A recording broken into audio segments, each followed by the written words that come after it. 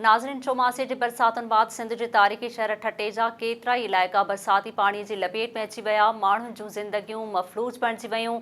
वधीक तफ़सील मालूम करियूं था ठटे खां। SS न्यूज़ जे रिपोर्टर तनवीर ख़ासकेली खां। जी तनवीर, आगाह कजो।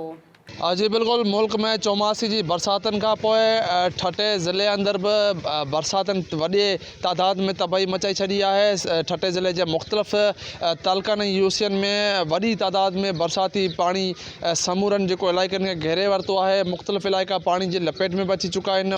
60% जो आबादी गरीब आबादी रही थी उहा हिन वक़्तु शदीद मुतासर थी चुकी है।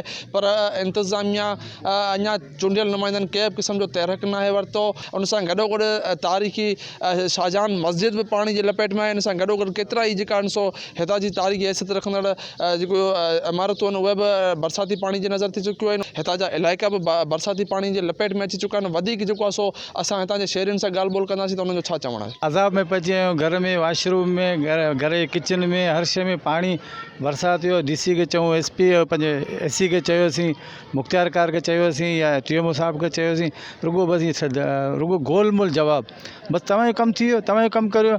सॼे शहर में ॿियनि वार्डनि में सभिनीनि में उहो कमु हले पियो। मशीनूं असीं रखाए अचूं, वरी खणी वञनि, उन ख़ाली डीज़ल चार्ज पिया कनि। असांजे डिस्ट्रिक्ट प्रेसिडेंट पीपल्स पार्टी जो आहे सादिक साहब, उनखे बि कंहिं ॻाल्हि जी का सार संभाल कोन्हे। असांजो वार्ड सॼो ॿुॾी वियो, मुतासिर थी वियो ऐं अचण वञण में दुश्वारी, को बीमारियूं।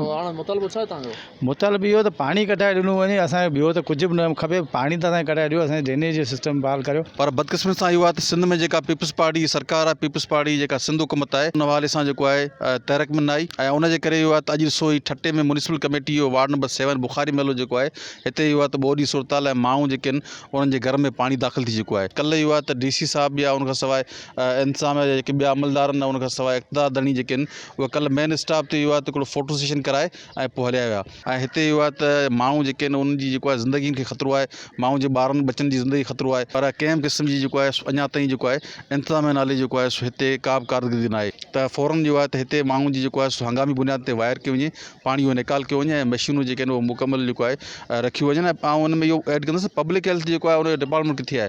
पब्लिक हेल्थ जो जेको एक्शन साहब आहे उहो त ग़ाइबु आहे। लंगर जे शहरियुनि जूं तव्हां ॻाल्हियूं ॿुधियूं, हुननि इहो ई घुर कई आहे त ठटे शहर जे मुख़्तलिफ़ वार्डनि मां बरसाती गंदो पाणी निकाल करे असांखे परेशानी खां बचायो वञे। कैमरामैन दानिश ख़ासकेली सां गॾु राजा तनवीर ख़ासकेली, SS न्यूज़ ठटो।